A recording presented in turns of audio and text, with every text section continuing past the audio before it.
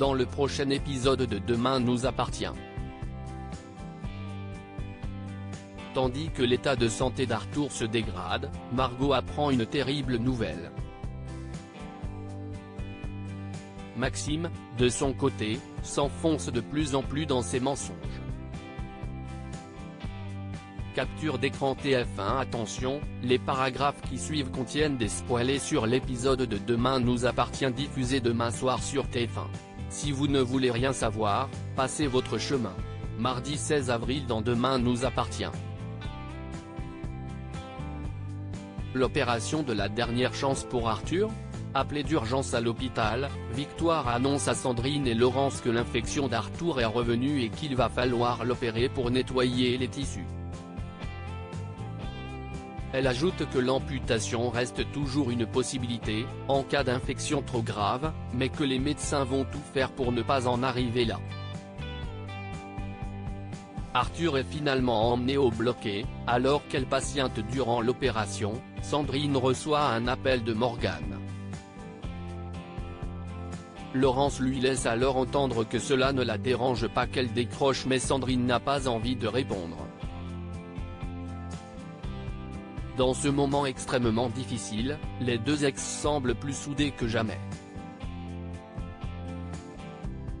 Mais malheureusement, Victoire revient bientôt avec une mauvaise nouvelle. L'infection avait atteint l'os, le nerf radial était envahi, et, afin d'éviter de justesse la septicémie, le chirurgien n'a eu d'autre choix que d'amputer le bras d'Arthur.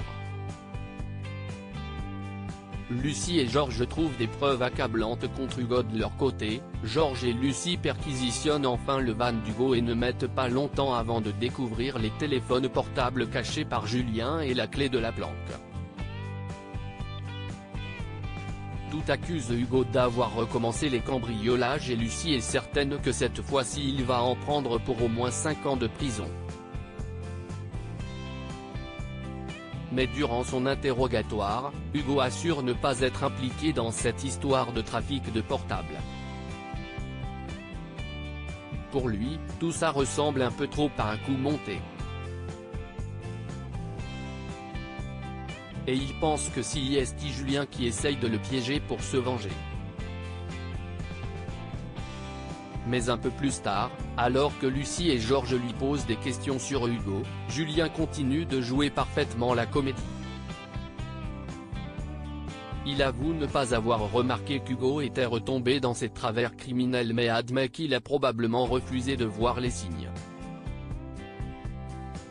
Des explications qui ne semblent pas totalement convaincre les deux flics. Serait-il finalement en train de se rendre compte qu'Hugo leur a dit la vérité ? Margot apprend une terrible nouvelle. Margot, quant à elle, a la surprise de recevoir un SMS de Nicolas, l'oncle de Sacha, le père de César, qui est de passage à Sète et souhaite la voir. L'adolescente le rejoint alors au Spoon et, au cours de la discussion, finit par demander à Nicolas des nouvelles de Sacha. Alors qu'il lui apprend que Sacha est décédé dans un accident de voiture survenu en Allemagne peu de temps après leur rupture. Margot est sous le choc. Nicolas était persuadé qu'elle était au courant mais visiblement personne n'a jamais prévenu Margot de cette terrible nouvelle. Le soir venu, alors qu'elle montre des photos de Sacha à Chloé, Alex demande à Margot si elle a parlé de César à Nicolas et la jeune fille lui répond qu'elle ne veut pas que les parents de Sacha soient au courant de l'existence du bébé. Une décision qu'Alex ne comprend pas, estimant que César a le droit de grandir en connaissant sa famille. Mais pour Margot, César se portera bien mieux sans ses grands-parents paternels dans sa vie. Elle les connaît assez pour savoir de quoi ils sont capables.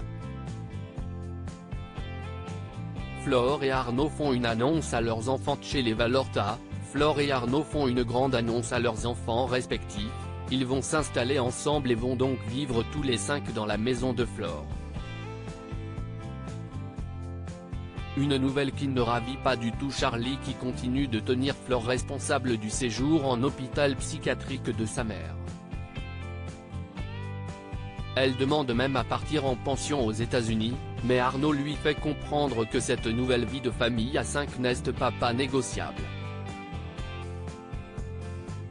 Bart, quant à lui, semble peu intéressé et avoue que tout ceci lui est bien égal. Flore et Bart parviendront-ils à renouer le contact après tout ce qui s'est passé?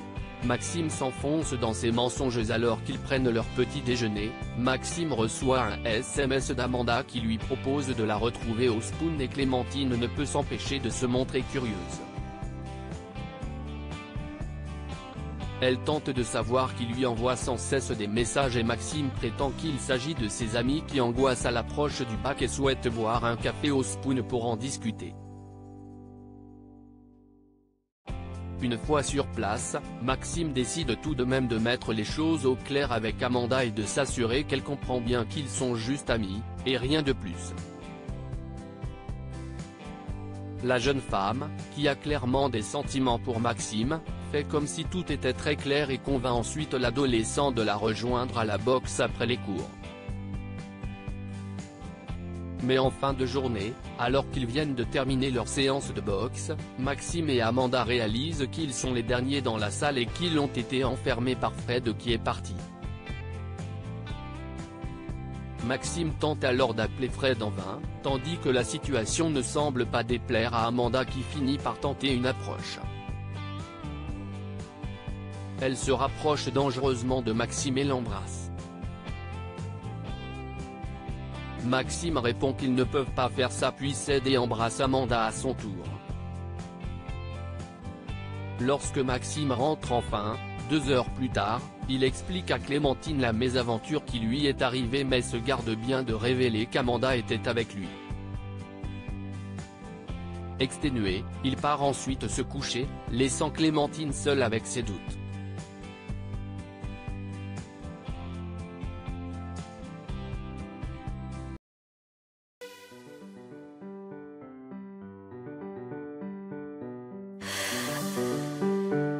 나